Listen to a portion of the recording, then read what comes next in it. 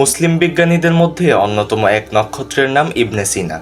আরবিতে ইবনে সিনাকে আল শেখ, আল রাইস তথা জ্ঞানীকুল শিরোমণি হিসেবে আখ্যায়িত করা হয়। ইউরোপে তিনি অ্যাভিসিনা নামে পরিচিত।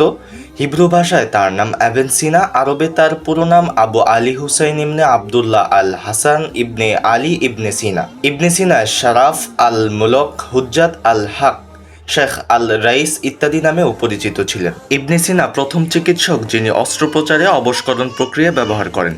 তিনিই প্রথম মানবদেহে বিদ্যমান পরজীবী জীবাণু আবিষ্কার করেন, যাকে বর্তমানে অ্যানসিলোস্তোমা বলা হয়। ইবনে সিনা 980 খ্রিস্টাব্দের 370 হিজরি সেপ্টেম্বর মাসে উজবেকিস্তানের বিখ্যাত শহর বুখারার নিকটবর্তী আফসানা গ্রামে জন্মগ্রহণ করেন।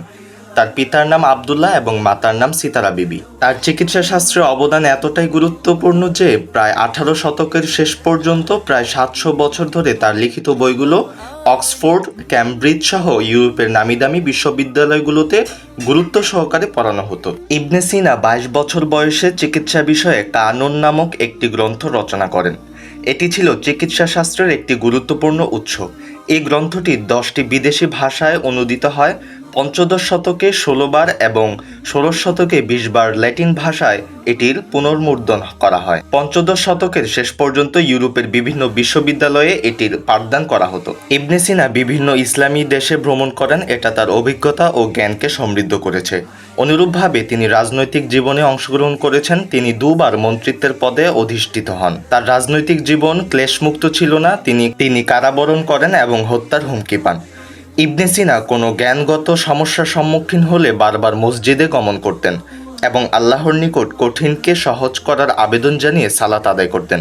ইবনে সিনা বুখারা শহরের একজন মুসলিম আলেম ও চিকিৎসক ছিলেন। ইবনে সিনা গণিত, জ্যোতির্বিদ্যা, পদার্থ দর্শন, সঙ্গীত, চিকিৎসা ও যুক্তিবিদ্যায় মনোনিবেশ করেছিলেন। এই সকল শাস্ত্রে তার মূল্যবান রচনাবলী রয়েছে যা তার প্রতিভার প্রমাণ বহন করে। তার গ্রন্থাবলী ল্যাটিন ভাষায় অনুদিত হয়, আর আধুনিক ইউরোপের উন্নতিতে এগুলোর ছিল বিরাট ভূমিকা।